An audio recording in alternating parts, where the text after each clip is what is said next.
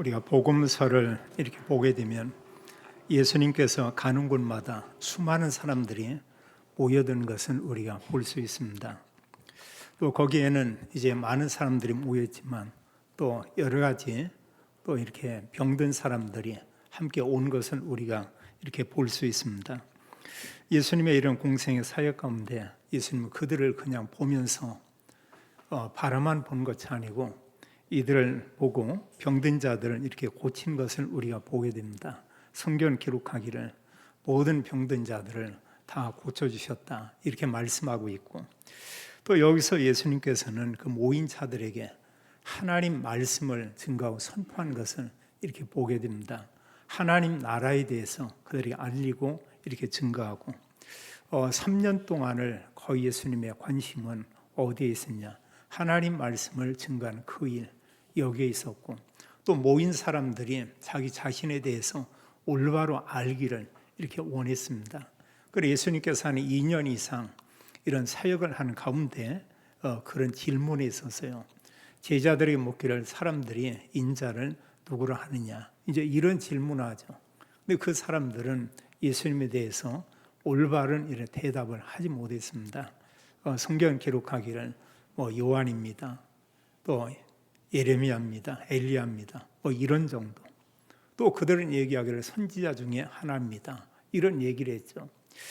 제자들에게 묻기를 너희는 나를 누구라 하느냐 이렇게 물었습니다. 그때 베드로가 주는 그리스도시요 살아계신 하나님의 아들이시니다 이 고백을 했어요. 예수님께서는 그에게 말하기를 바요나 시몬아 네가 복이 있다 이런 얘기했습니다. 또 예수님이 정말 그리스도라고 고백한 것은 그건 하나님의 은혜였다. 하나님께서 예수님이 그리스도임을 믿는 믿음을 주었다 이렇게 말씀하고 있습니다. 그래서 수많은 사람들이 예수님에 찾아오지만 예수님 말씀을 증거하면서 그들에게 무엇을 또 알려주기를 원하냐면 자신이 그리스도라는 것을 알리기 이렇게 원했어요. 그래서 실질적으로 예수님은 그리스도입니다 이렇게 고백한 사람들은 그렇게 많지 않았던 것을 보게 됩니다. 하나님 말씀을 전하면서 예수님께서 가장 관심을 갖고 집중한 한 가지 중요한 일이 있어요. 그게 바로 제자였습니다. 제자들을 부르셨는데 막 수많은 사람을 부른 것이 아니고 정말 소수를 이렇게 부른 걸 우리가 보게 돼요. 오늘 성경에 보게 되니까 12명의 제자를 이렇게 불렀습니다. 그 수많은 사람 가운데서 12를 불러서 제자로 세웠고, 또 누가복음 10장에 보게 되면 그 수많은 사람들이 있지만 70인의 이런 사람들을 이렇게 부르신 것을 우리가 볼 수 있습니다. 그리고 예수님께서 누구나 이렇게 다 부른 것이 아니고 예수님이 아주 소수의 이런 사람, 그들을 불러서 그들을 제자로 세우신 것을 우리가 볼 수 있습니다. 그럼 모든 예수님의 관심이 뭐냐면 이 그리스도라는 사실을 사람들에게 알리기 원하고, 또 이 그리스도의 복음을 전할 제자를 세우는 그 일, 여기에 예수님께서 모든 중심을 두었던 것을 우리가 보게 됩니다.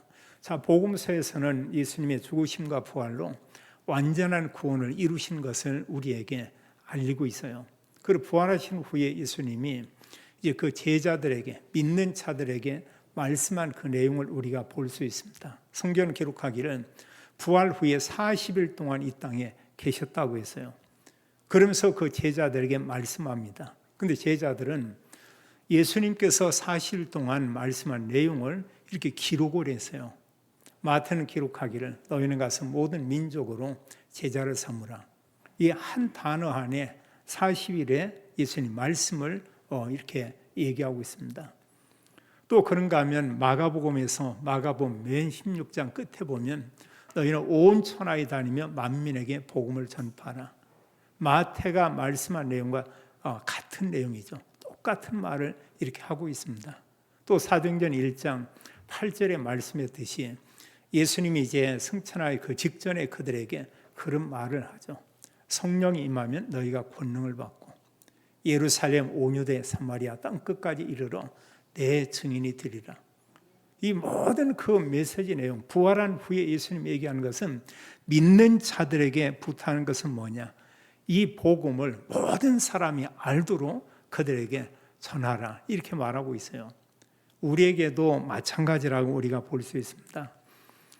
이제 하나님의 은혜로 우리가 구원받았어요.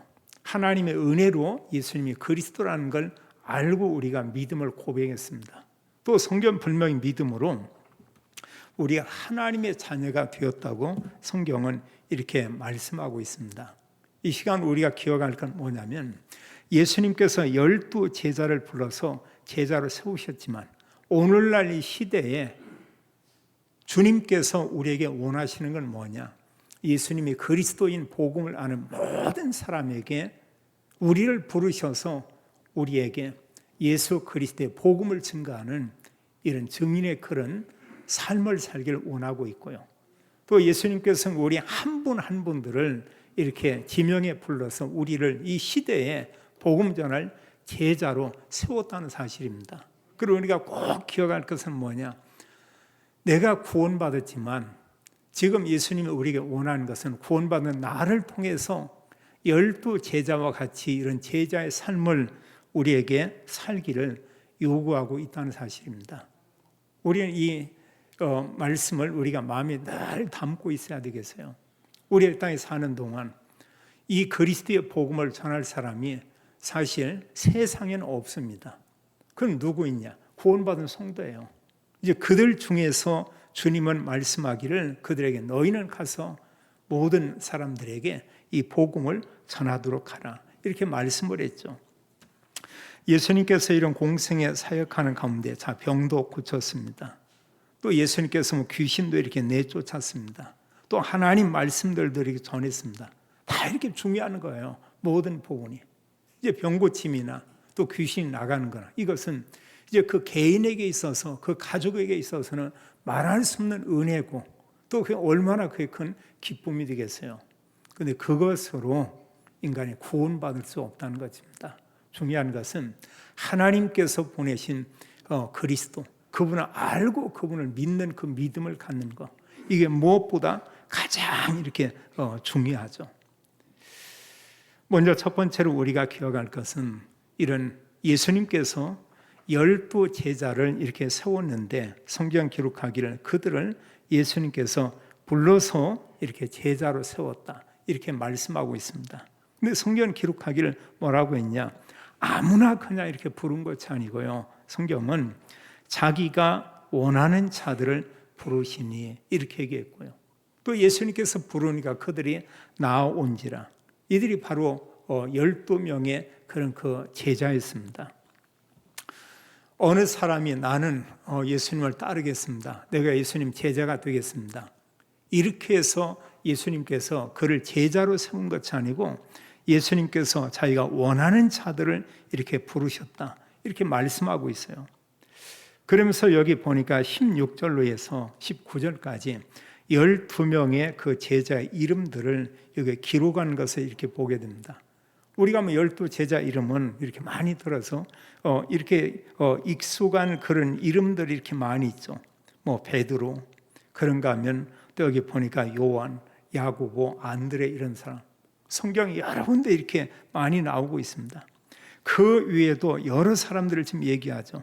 빌리, 바들로메, 또 마테, 도마, 또 알페오의 아들 야고보, 다데오, 그 가나안인 시몬, 그리고 가룟 유다에 대해서 성경은 얘기하기를 그에 대해서는 그런 얘기하고 있습니다. 예수를 판 자, 예수를 판 가룟 유다 이렇게 이제 성경 얘기하고 있거든요. 여기 12명의 이런 그 제자들을 보면 이 사람들이 전부 이렇게 보면 각각 전혀 어떤 그 성품이나 어떤 자기들이 하는 일이나 이런 부분들이 다 이렇게 다르죠. 여기 부른 사람들 가운데 이 내용을 보면 세상적으로 뛰어난 사람, 예루살렘 거기에서 바리새인의 이런 교육을 받고 또 뭔가 성경에 대해서 특별한 이런 교육을 받아서 사람들부터 존경을 받는 이런 랍비, 이런 사람들이 전혀 없었다는 사실이에요. 예수님께서 그 사람들을 부르지 않았습니다.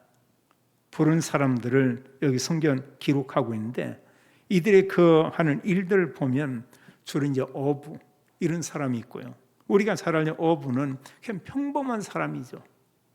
또 이 부른 이 제자들을 보면 어느 면에 평범한 사람에 비해서 좀 이렇게 부족한 사람들, 이런 사람들이라고도 우리가 말할 수 있습니다. 그런가 하면 로마의 이렇게 법에 따르고 또 로마의 이런 제도에 또 이렇게 순종을 하고 로마 이런 그 지도를 받고 있는 세리, 이런 사람을 부르기도 하고요.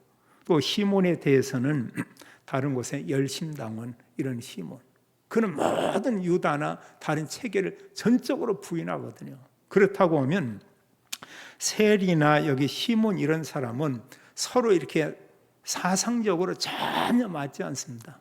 근데 이런 사람들을 예수님께서 불렀어요. 또 그냥 평범한 이런 사람 불렀죠. 빌립, 바돌로메, 도마, 또 야고보, 그럼 다데오, 이런 사람 부르고, 또 이런 가운데 12사람 가운데 예수님을 판 가룟 유다도 이렇게 있었다는 것입니다. 여기 중요한 것은 이 부른 그 제자들의 이런 몇 가지 공통점을 본다고 하면 그냥 아주 평범한 사람이에요. 또 평범한 사람에 비해서 좀 이렇게 부족한 사람들이다, 이렇게 볼 수도 있고요. 또 성격은 각각 다 다릅니다. 이들이 또한 어떤 생활 이런 배경도 환경도 전혀 이렇게 다른 것은 우리가 보게 되고요. 그러나 이들이 예수님께서 부름에 대해서 그 부름에 이렇게 순종했다는 이런 공통점이 있습니다. 각각 여러 가지 이 사람들이 직업이나 또 살았던 이런 환경, 이게 다르지만 예수님께서 불렀을 때 이들은 바로 반응을 보이고 거기에 순종을 이렇게 했고, 또 예수님께서 그들과 함께 수년 동안 함께 하는데 주님과 이렇게 동거하게 되고 또 예수님을 통해서 훈련을 받게 되고, 이러면서 이들이 이제 정말 복음을 누구에게나 말할 수 있는 이런 증인들로 세워지게 되는 것은 우리가 볼 수 있습니다. 그 후에는 가룟 유다를 제외하고 11명의 이런 모든 제자들이 성령 충만을 받고 성령의 능력을 받고, 그러면서 모든 사람들에게 복음을 증가하는 이런 사명을 감당한 이런 놀라운 일들을 이렇게 볼 수 있습니다. 이 내용을 보면 우리가 뭘 알 수 있냐? 정말 이 제자들 보니까 나도, 우리도 얼마든지 복음을 전할 수가 있겠구나. 예수님이 부르신 제자 이런 기준은 세상 기준이 전혀 아니다는 사실이에요. 어떤 사람이었냐? 예수 그리스도의 복음을 사람들에게 이렇게 앞으로 이렇게 전할 그 사람들, 이 사람들을 예수님이 부르셨던 것입니다. 여기서 우리가 한 번 정도 생각할 부분은 뭐냐면, 분명히 예수님께서 우리를 부르셨어요. 우리가 하나님의 은혜로 구원받았습니다. 우리는 분명히 그런 고백을 합니다. 이 예수 그리스도의 복음을 전할 사람이 누구냐? 바로 우리고 나라고 하는 이런 고백을 우리는 해요. 우리가 가까이는 또 가정에서 가족들에게, 또 우리가 이제 우리의 업의 현장에서 이런 사람들에게 복음을 전할 사람이 다른 사람이 아니고 우리다. 우리가 이런 고백을 분명히 하고 있거든요. 우리가 지금 이 시간에 주 앞에 나서 예배를 이렇게 드리고 있습니다. 그럼 하나님께서 우리를 부르셨고 주의 은혜로 구원받은 우리가 주 앞에 나와서 지금 우리가 예배를 드리고 있어요. 이것 또한 우리가 은혜죠. 우리가 예수님이 그리스도입니다. 이거는 아는 것도 하나님의 정말 은혜고요. 또 더 나아가서 정말 예수 그리스도의 복음을 증가하는 그 일이 교회와 구원받은 성도에게 가장 중요한 그런 일이며, 이것은 교회에게 주신 이런 사명이다. 이걸 안다는 자체가 이게 또 하나님 은혜인 것을 우리가 고백해야 됩니다. 우리가 여기서 이제 한 가지 생각할 그런 부분은 그거예요. 하나님 나를 부르셨고 내 구원의 은혜를 줬다. 우리가 사명이라고 하는 이것을 우리가 좀 마음에 담고 있으면 좋겠어요. 다른 말로 하면 하나님이 나를 이 시대의 전도자로 세우셨다. 이 복음을 말할 수 있는 제자로 하나님이 나를 하나님께서 세우셨다. 이런 고백을 우리가 하면 정말 좋겠습니다.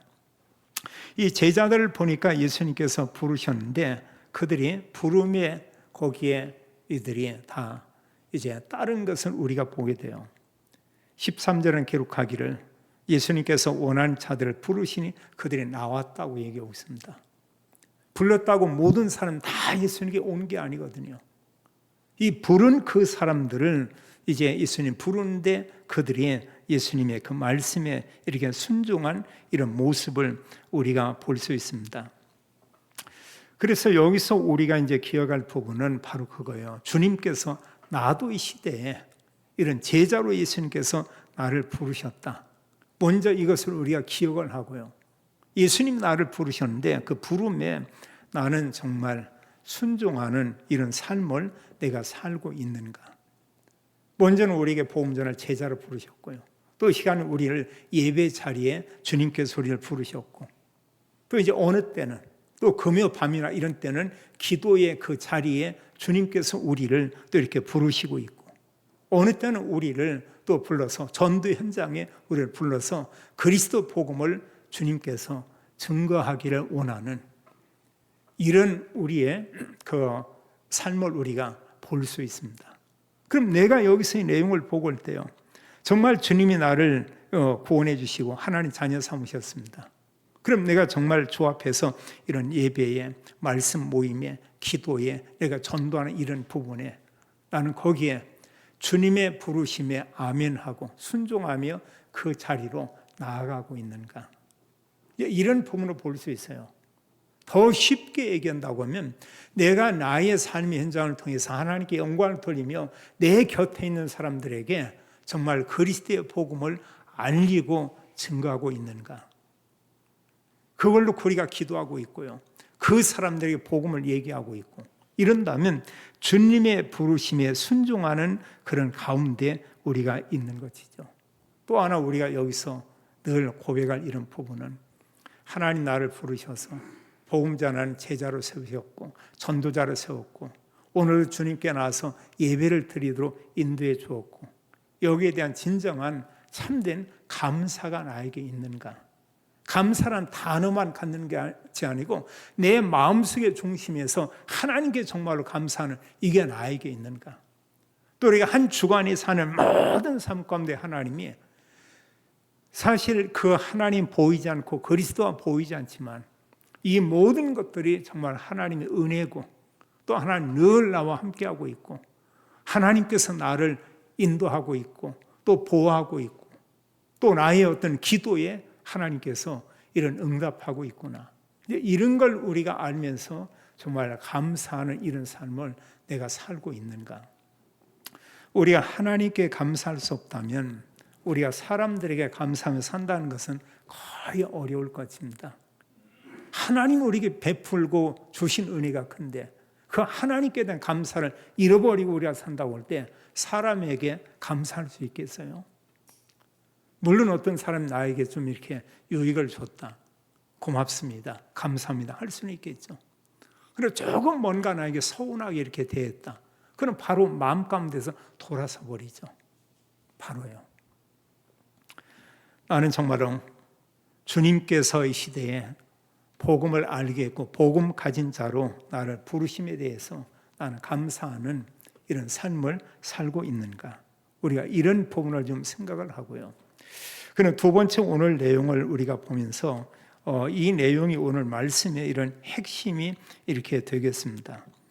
예수님께서 제자들을 이렇게 세웠고 12명을 부르셨는데 성경 기록하기를 그들을 부르신 이유, 그 목적에 대해서 오늘 성경에 보면 세 가지를 여기에 지금 말씀하고 있어요.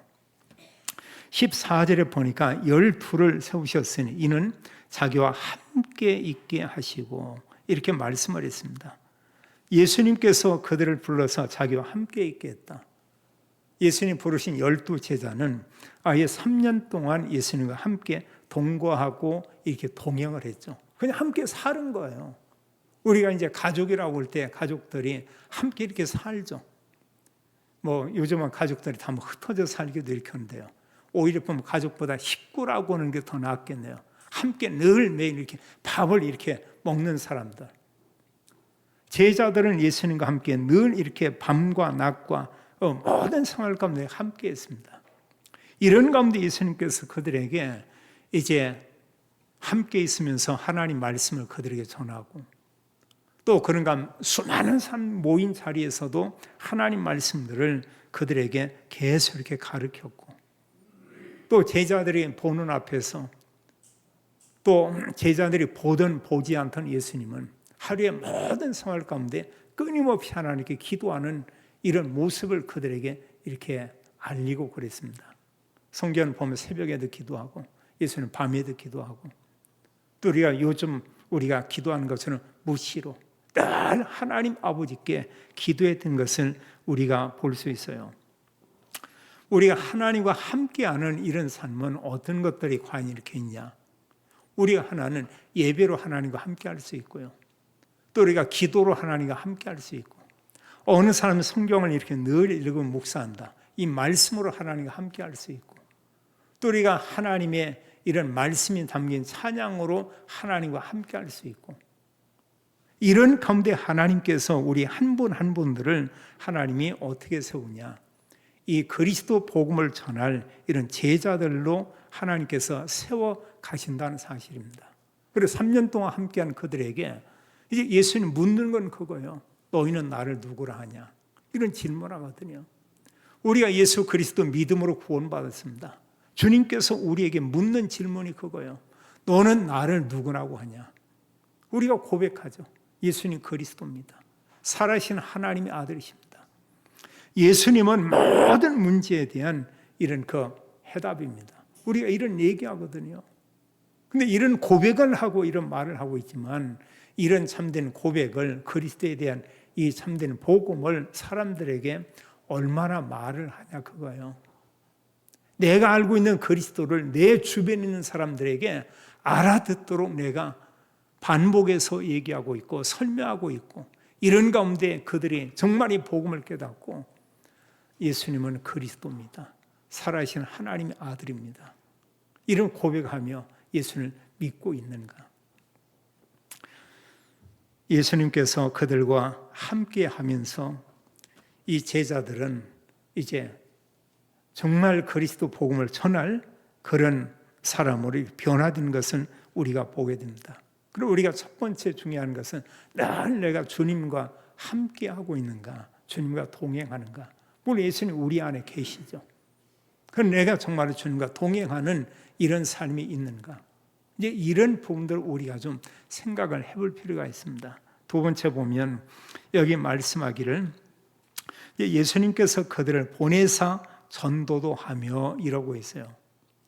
이게 어떻게 보면 제자들에게 주신 말씀이지만 오늘날 교회가 감당할 아주 중요한 이런 사명이라고 우리가 볼 수 있습니다. 그 제자들을 이렇게 보내서 전도도 하며 이런 얘기했죠. 그리고 구원받은 모든 성도님들은 이제 마음 가운데 기억할 건 뭐냐? 하나님께서 나를 제자로 부르셨구나. 또 하나님께서 나에게 이 그리스도 복음을 모든 사람, 모든 민족들에게 또 증거하는 제자로 하나님께서 세우셨고, 나를 이 시대에 하나님께서 파송했구나. 이제 이런 고백들이 우리에게 있어야 됩니다. 우리가 사실 누구에게 정말 복음 전해야 되겠다, 마음이 전혀 없다고 보세요. 마음이 아예 뭐 일도 없습니다. 그럼 그 사람 만났을 때 과연 복음을 얘기하겠냐 그거예요. 전혀 말할 수가 없죠. 그런데 늘 기도합니다. 정말 이 복음이 내 가족들에게 필요합니다. 내 주변에 있는 사람들에게 필요합니다. 내가 정말로 그들에게 복음을 증가하기 원합니다. 이런 기도한다고 보세요. 그럼 뭔가 어떤 그 기회가 생기고 또 그런 시간이 되면 그분들에게 그걸 얘기하죠. 오직 그리스도.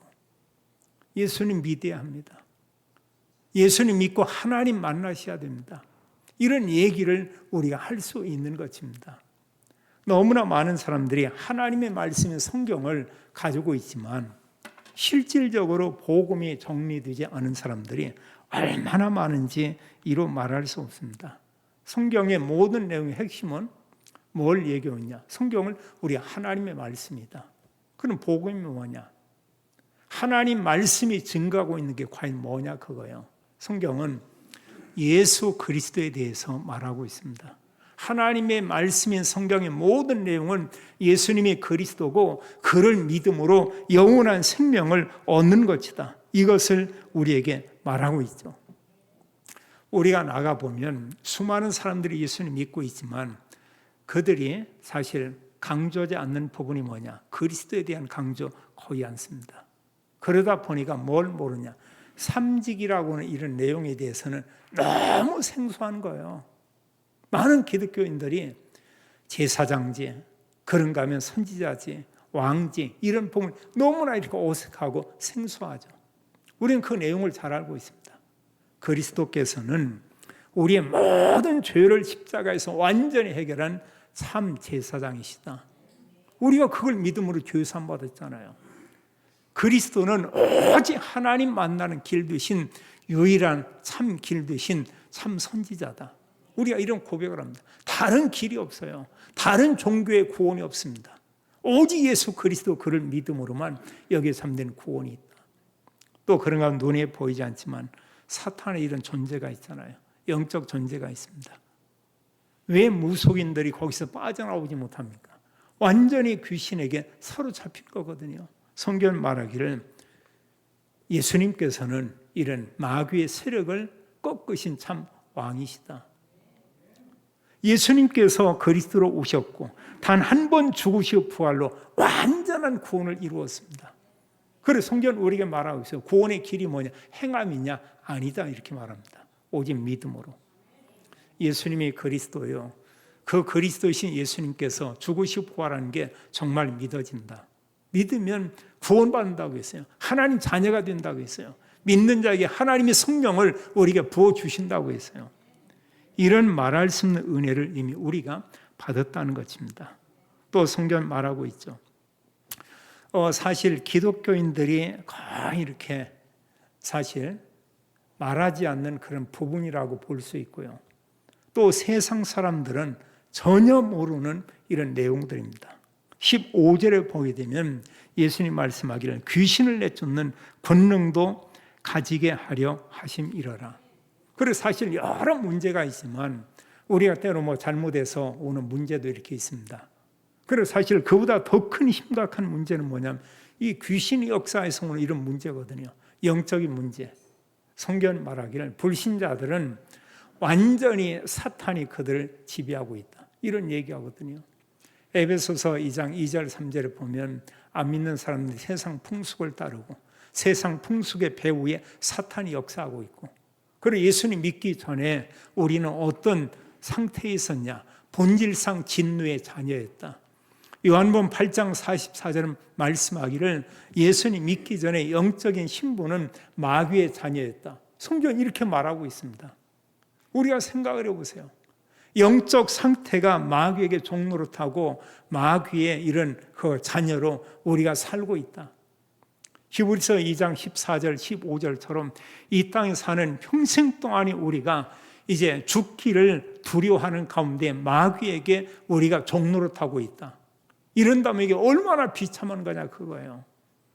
근데 그런 정도가 아니고 성경은 우리에게 말씀하기를 구원받은 성도들에게 어떤 권능을 주었냐? 귀신을 내쫓는 권능도 우리에게 주었다. 이렇게 말하고 있습니다. 그리고 우리가 흑암세를 꺾어야 돼요. 그래서 사실 성경은 기록하기를 구원받은 성도의 이런 싸움은 사람과의 싸움도 있지만 그건 진짜 싸움이 아니다. 사람은 우리가 이런 싸움 온다면 그냥 도와주는 싸움, 사랑하는 그런 축복해주는 이런 싸움, 이런 거고 진짜 싸움이 돼서 사탄과의 영적인 싸움이다. 성경은 그거 얘기하고 있잖아요. 우리가 때로 보면 가정에서 가족끼리 다퉜다. 사람이 다툰 거 맞아요. 그럼 말씀을 가지고 좀 더 이렇게 들여다보면 사실 어떤 싸움을 해야 되냐. 그건 올바른 싸움이 아니다고 하는 거예요. 싸울 이유가 없는 싸움을 우리가 싸우고 있고 진짜 싸울 싸움은 이제 사탄과 영적 싸움이다. 때로 그 배후 역사하고 있는 사단과의 이런 싸움이다. 그 이 사탄의 권세를 꺾는 건 오직 그리스도 이름으로. 성경은 예수 그리스도의 이름으로 귀신을 내쫓는 권능도 갖게 하려 합니다. 이렇게 말씀하고 있죠. 그래서 우리가 알지만 이 귀신의 세력에 꺾여야 하나님의 나라가 임하는 것을 보게 됩니다. 그럼 어느 가정은 정말 예수 그리스도 다 믿고 하나님 나라가 임해져 있는 이런 가정도 있고요. 또 어느 가정폭은 완전히 사탄에게 사로잡히고 묶여가지고 소위 얘기하는 사주팔자 운명에 묶여있는 이런 가정도 있고. 그럼 생각을 해보세요. 우리는 정말 하나님 감사하고 예배하고 찬양하는데 완전히 사탄에게 종된 이런 사람들 아무것도 자유롭게 마음대로 못하잖아요. 자, 이렇게 사는 겁니다. 그렇게 살다가 그냥 이 세상에 그냥 살다 죽으면 끝이냐? 성경은 아니다고 이렇게 말하고 있어요. 분명한 것은 영원히 사는 하나님 나라 천국이 있다 이렇게 말하고 있고요. 또 영원히 멸망받는 이런 그 진노 가운데 있는 이런 그 지옥이 있다 이렇게 말하고 있습니다. 그게 정말 사실이고 그걸 믿는다고 하면 우리가 어떻게 해야 되겠습니까? 우리는 이미 구원받았어요. 그게 정말 사실이라고 하면 내가 사랑하는 사람, 내 곁에 있는 사람, 이들이 예수 그리스도를 믿지 않는다고 하면 그들에게 이 복음을 전해야 되겠죠. 누가 전해야 되냐? 우리가요. 아니면 다른 전도자를 초청해서 이 복음을 또 전할 수 있도록 그런 일을 우리가 해야 되겠죠. 그래서 주님께서 불러서 늘 우리와 함께하고 우리에게 전도도 하고 귀신 쫓는 권세를 우리에게 주었다. 이것은 우리 지금 생활 가운데 현재 우리가 이런 삶을 살 수가 있습니다. 우리가 앞으로도 어떻게 살면 되냐? 이 언약 가지고 우리가 이렇게 살면 돼요. 마태복음 6장 33절에 너희는 먼저 그의 나라와 그의 의를 구하라. 그리하면 이 모든 것을 너희에게 더하여 주시리라. 먼저 하나님 나라와 의를 구하는 삶은 뭐냐? 바로 이런 삶이죠. 주님과 함께하고 복음을 전하고 흑암세력을 꺾는 그런 삶. 마지막으로 구원받은 그리스도인들은 그럼 우리가 어떻게 살아야 하느냐? 우리가 여러 가지 많은 일을 하기 전에 중요한 것은 늘 주님과 함께하는 그런 삶, 주님과 동행하는 이런 삶. 성경 보면 구원받은 자에게 예수님이 함께 계신다고 했습니다. 분명히 구원받은 성도에게 우리의 모든 삶 가운데 우리에게 보내신 성령께서 우리와 함께하고 우리의 삶을 인도하고 역사하겠다고 말하고 있어요. 그리고 예수님께서 나를 구원하신 정말로 구주되십니다. 예수님께서 정말 나의 주인이 되기 원합니다. 또 내가 정말 말씀과 기도로 예배로 또 어떤 그 전도하는 그런 일로 이런 걸 통해서 내가 늘 주님과 함께하는 삶을 살기 원합니다. 이런 삶이 우리에게 정말로 중요하죠. 한 주간 168시간입니다. 내가 그리스도와 함께하는 그 시간이 얼마나 되는가? 우리가 말씀으로 또 예배로 어떤 기도로 또 그리스도 복음을 알리고 전하는 걸로 찬양으로 이런 부분에 대해서 우리가 좀 헤아려 볼 필요가 이렇게 있습니다. 또 주님께서 우리에게 주신 신분과 권세는 이루 말할 수 없어요. 자, 하나님께서 우리와 함께 있습니다. 우리 하나님의 자녀입니다. 우리의 흑암 꺾는 권세도 줬습니다. 주님께서 이것을 가지고 우리에게 하라고 말씀하는 게 있어요. 뭐냐면 그리스도의 증인. 이 권세와 능력을 가지고 모든 흑암의 세력을 완전히 꺾도록 하라. 주님이 그렇게 말하고 있죠. 참 우리가 이미 하나님의 자녀가 됐습니다. 하나님 우리와 함께 계십니다.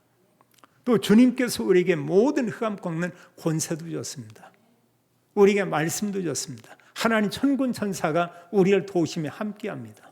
이 땅에 살지만 우리는 천국 시민권을 가지고 이 땅에 살고 있다고 성경은 증거하고 있고요.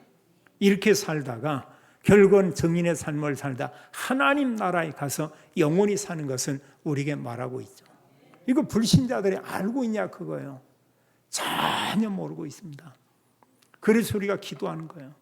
그래서 그들이 우리가 복음을 말하고 우리가 전하는 것입니다.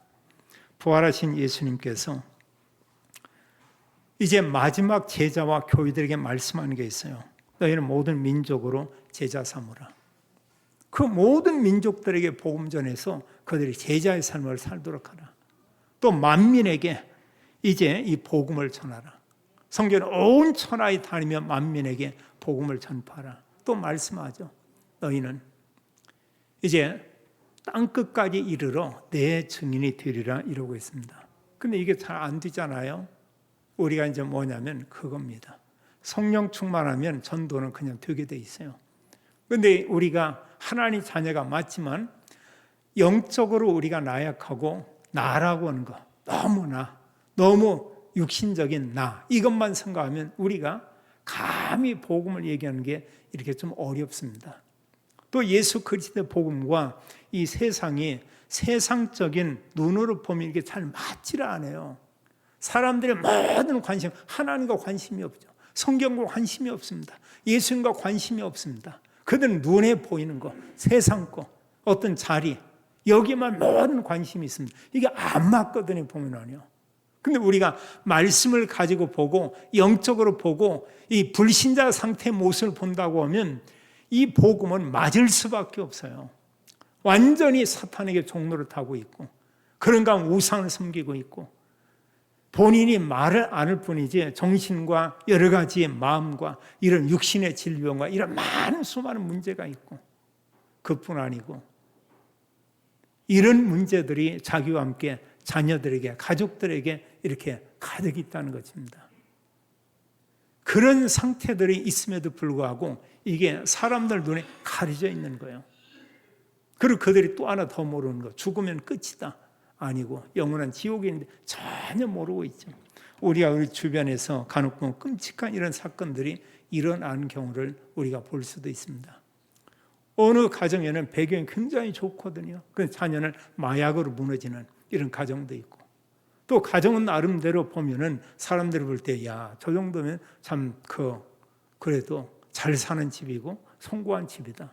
그 자녀는 이로 말할 수 없이 완전히 이런 보면은 피폐한 이런 삶 가운데 있고 완전히 생활 자체가 무너져 있고 이런 사람들이 수없이 많거든요. 그래서 우리가 보되 뭘 보냐, 세상의 눈으로 보면은 복음 전하는 사람 없어요. 하나님 말씀을 가지고 보면 불신자 상태가 그대로 보이는 것을 보게 되죠. 여기에 답은 오직 하나님입니다. 오직 그리스도. 그 외에 다른 게 없어요. 그래서 예수 그리스도를 믿음으로 구원받은 건 최고의 축복인 것을 우리가 볼 수 있습니다. 예수님께서 12 제자를 불렀어요. 그것처럼 예수님께서 이 시대에 우리 한 분 한 분을 불렀습니다. 주님이 우리와 함께 계십니다. 이 시대에 우리를 제자로 이렇게 세우셨습니다. 이제 우리가 하나님 능력으로 또 성령 충만 받고 성령이 있는 능력으로 우리가 해야 될 중요한 그 일이 있습니다. 뭐냐면 복음 전하는 거예요. 또 하나는 우리가 정말로 주님께서 세우신 주님의 교회에서 여러 성도들을 우리가 세우고 보면서 우리가 함께 이 시대에 살리는 증인, 전도자가 되어야 할 것입니다. 주님께서 말씀하고 있어요. 우리를 불러서 우리 한 분 한 분들에게 너희는 가서 모든 민족을 제자 삼으라. 만민에게 복음을 전파하라. 땅끝까지 이르러 내 증인이 되리라. 성령 충만 받고 우리 주변과 또 땅끝과 이 37 5천 종족들에게 예수 그리스도의 복음을 증거하는 증인의 삶을 살게 되기를 예수님의 이름으로 축원합니다. 아버지 하나님, 감사를 드립니다. 12 제자를 부르셔서 그들과 함께 계셨고 또 주님께서 그들에게 그리스도 복음을 전하는 전도자로 주님이 세우시며 또 가는 곳마다 이런 흑암 꺾는 권능을 주심을 인하여 감사드립니다. 주님께서 우리와 함께 계시고 우리에게 사명을 주어서 우리 곁에 사람 또 하나님 이 37 5천 종족 살릴 이런 하나님의 언약의 말씀 주심을 인하여 감사를 올립니다. 저희들이 가는 곳마다 그리스도 이름 앞에 모든 흑암 세력이 무너지게 하고 예수 그리스도를 선포하는 그곳에 아버지 하나님께서 은혜 베푸사 그리스도 복음을 듣고 구원 얻는 하나님 놀라운 이런 역사들을 보도록 주의 은혜를 허락해 주옵소서. 믿는 저희들 한 분 한 분 통해서 온 가족이 구원받게 하고 우리 예배 현장의 모든 사람들이 그리스도 복음을 듣게 하고 하나님 저희들을 통해서 또한 예수 그리스도의 복음을 전할 이런 제자들이 세워지게 하옵소서. 특별히 간구하는 것은 저희들을 통해서 우리 자녀 후대들이 하나님의 시대를 살리고 세계 복음화할 이런 제자들로 세워지도록 하나님의 우리의 자녀와 후대들을 축복해 주옵소서. 주 예수 그리스도 이름으로 기도하옵나이다. 아멘.